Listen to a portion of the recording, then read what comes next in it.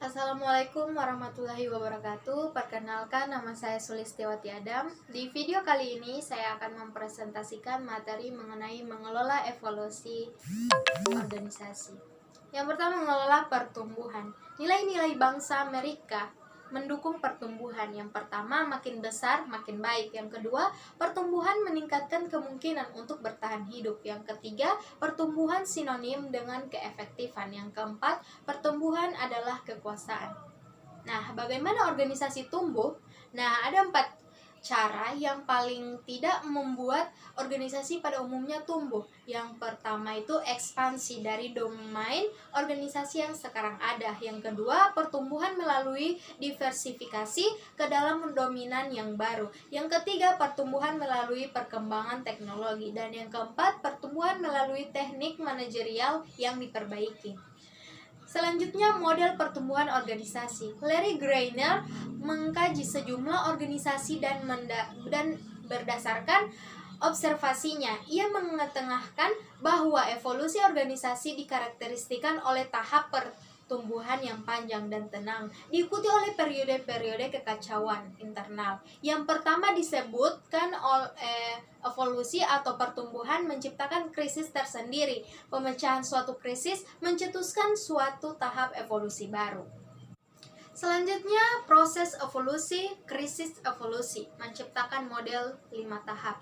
Tahap pertama, kreativitas. Tahap kedua, pengarahan. Tahap ketiga, pendelegasian. Tahap keempat, koordinasi. Dan tahap kelima, kerjasama. Selanjutnya, kemunduran organisasi, menerima realitas baru.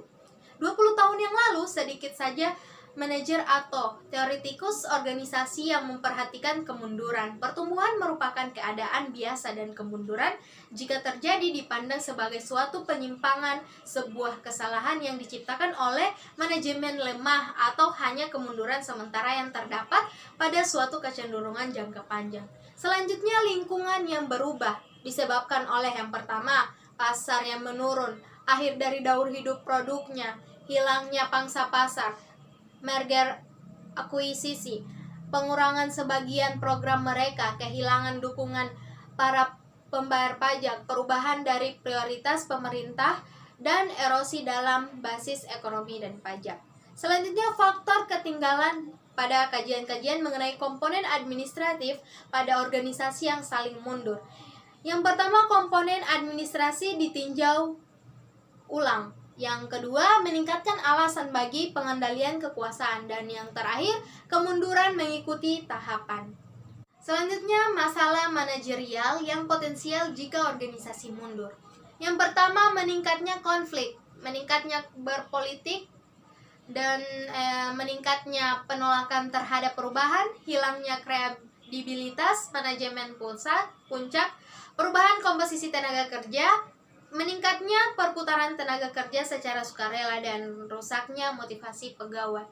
Berikut konsekuensi penyimpangan fungsi dari kemunduran organisasi, yaitu desentralisasi.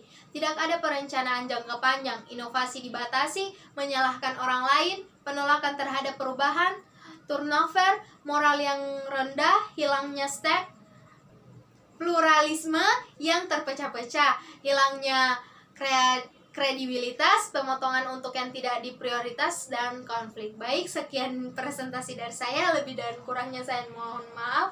Wassalamualaikum warahmatullahi wabarakatuh.